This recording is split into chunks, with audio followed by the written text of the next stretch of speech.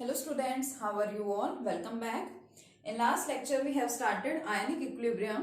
Equilibrium unit का जो second part है ionic equilibrium in solutions वो हम लोगों ने स्टार्ट कर दिया था और थोड़ा बहुत बेसिक मैंने आपको इसके बारे में बताया था like electrolytes, strong electrolytes, weak electrolytes and non electrolytes, ठीक है। और इनके मैंने आपको एग्जांपल्स दिए थे। डिसोसिएशन के बारे में मैंने आपको बताया डिग्री ऑफ डिसोसिएशन क्या होती है, ये हम लोगों ने लास्ट टॉपिक डिस्कस किया था। Degree of dissociation which is represented by alpha, ठीक है। क्या था हमारा लास्ट कंसेप्ट, देखिए डिग्री ऑफ डिसोसिएशन, ये हम लोगों ने डिस्कस किया था last time, which is represented by alpha and is equal to the number of moles dissociated, या तो बोल दो नंबर ऑफ मोल्स या फिर सिंपली बोल सकते हैं द अमाउंट डिसोसिएटेड, कितना अमाउंट क्या हो गया है, डिसोसिएट हो गया, the amount dissociated to the total number of moles, साथ में कितने total number of moles present है ये मेंशन करना है, ठीक है। So degree of dissociation is equal to number of moles, यानी कि कितना अमाउंट डिसोसिएट हुआ है, number of moles dissociated upon total number of moles, ये हमारा लास्ट कंसेप्ट था। अब देखिए यहाँ पे कंफ्यूजन होती है, कई बार हम लोग मेंशन करते हैं डिग्री ऑफ डिसोसिएशन या फिर हम कई जगह ये भी लिख लेते हैं डिग्री ऑफ आयोनाइजेशन, एंड हमें लगता है कि dissociation and ionisation both are same things, but it is not so. Dissociation और आयोनाइजेशन के अंदर लार्ज डिफरेंस होता है, कभी भी इन दोनों टर्म्स को एक दूसरे से रिप्लेस करके यूज नहीं करना होता हमें। The difference between dissociation and ionisation मैं आपको बता रही हूँ। देखो आयोनाइजेशन का मतलब होता है टू इंड्यूस आयंस, आयोनाइजेशन का मतलब टू इंड्यूस आयंस, इंड्यूस का मतलब क्या होता है, प्रोड्यूस करना, प्रोडक्शन करवाना, ठीक है, या फॉर्मेशन कराना। डिसोसिएशन का मतलब होता है just to separate the ions.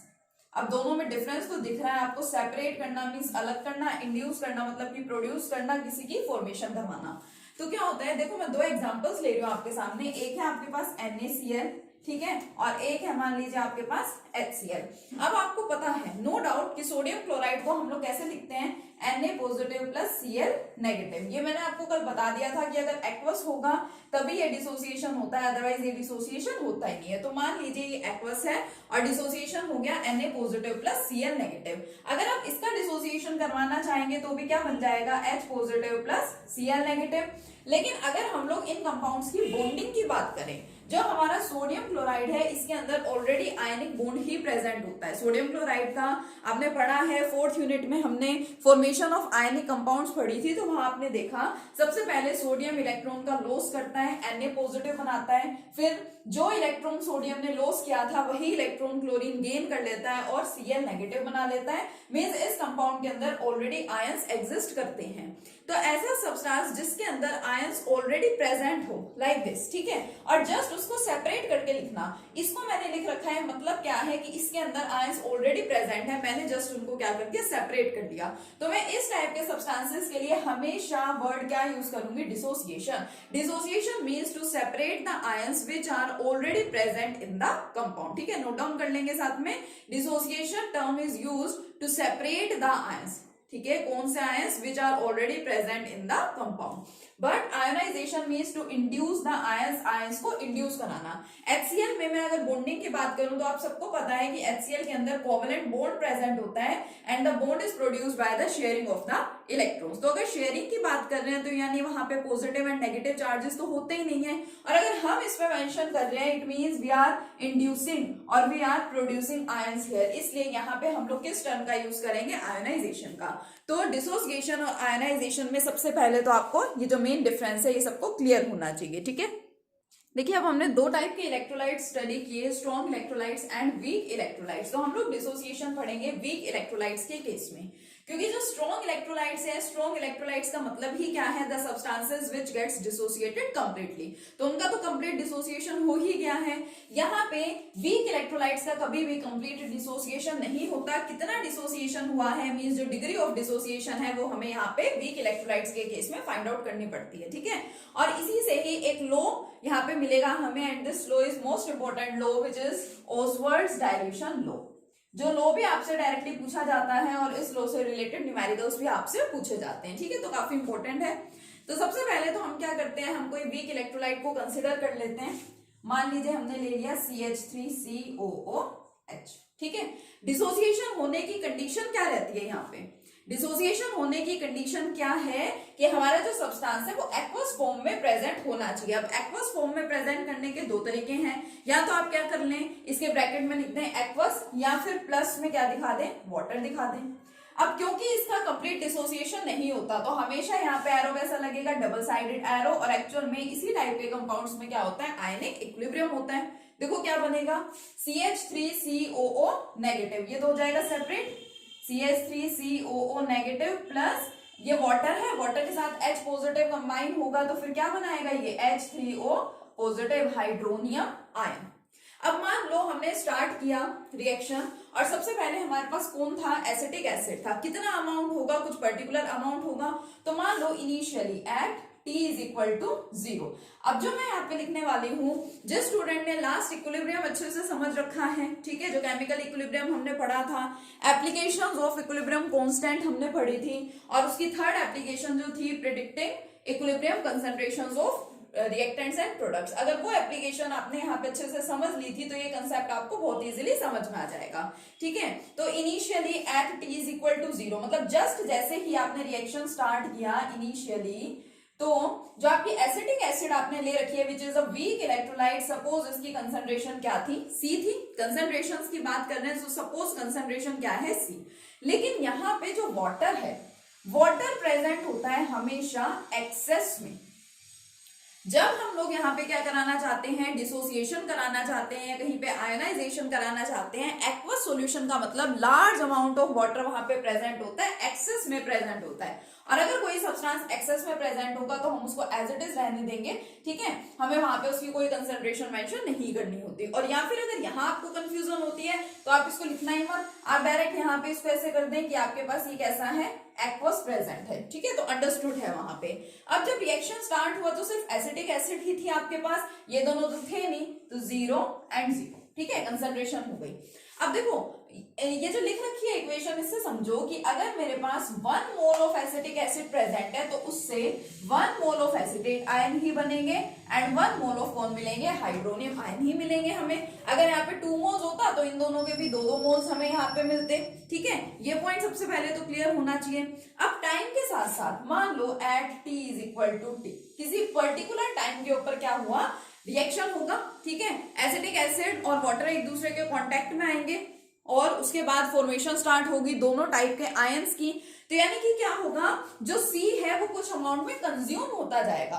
अब कितना यहाँ पे कंज्यूम होने का मतलब यहाँ पे उसका क्या होना है, डिसोसिएशन होना है। अब हमें सबसे पहले देखना है कि इसका कितना डिसोसिएशन हुआ होगा, तो वो हमें कैसे पता चलेगा, जो हमने पढ़ रखा है डिग्री ऑफ डिसोसिएशन उससे। देखो डिग्री ऑफ डिसोसिएशन में यहाँ साइड में लिख रही हूँ, डिग्री ऑफ डिसोसिएशन क्या था, alpha equal to amount dissociated, कितना अमाउंट डिसोसिएट हुआ है वो, डिवाइडेड बाय टोटल। ठीक है, टोटल हमने सपोज इसकी बात कर रहे हैं तो कितना ले रखा है, C। तो अमाउंट डिसोसिएटेड मुझे फाइंड आउट करना है, तो अमाउंट डिसोसिएटेड कितना आ जाएगा यहाँ से, C अल्फा।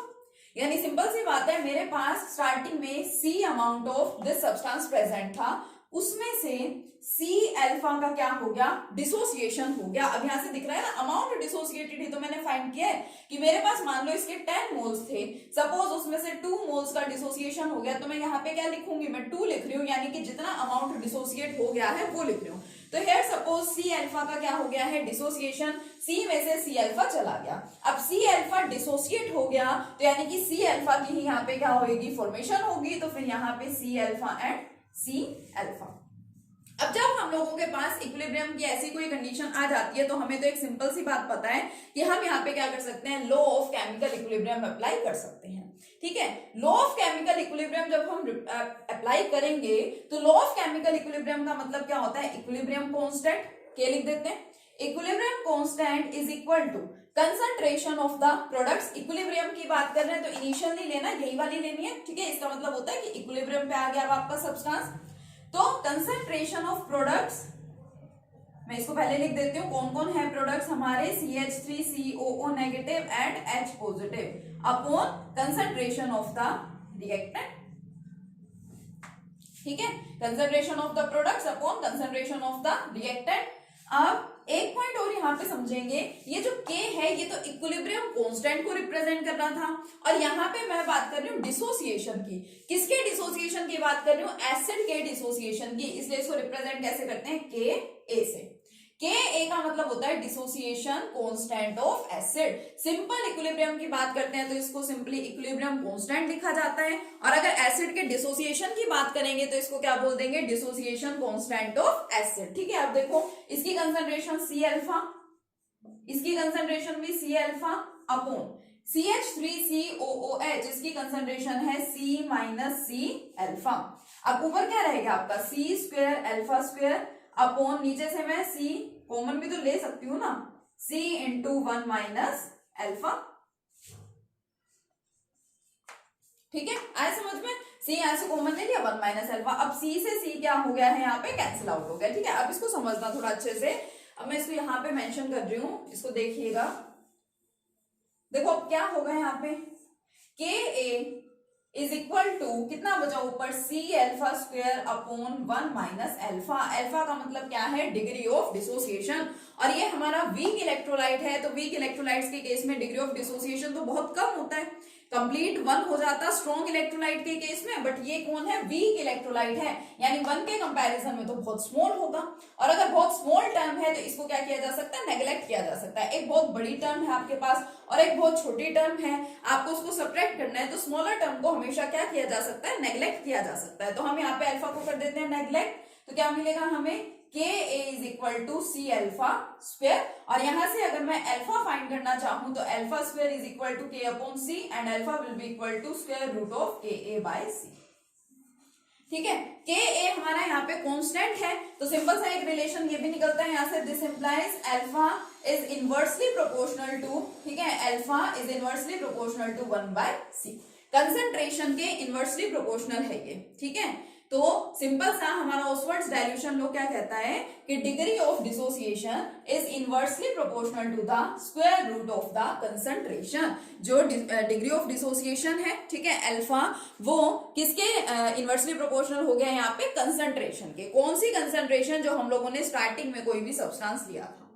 ठीक है, बिल्कुल सिंपल सा कंसेप्ट है हमारा ऑसवर्ड्स डाइल्यूशन लॉ।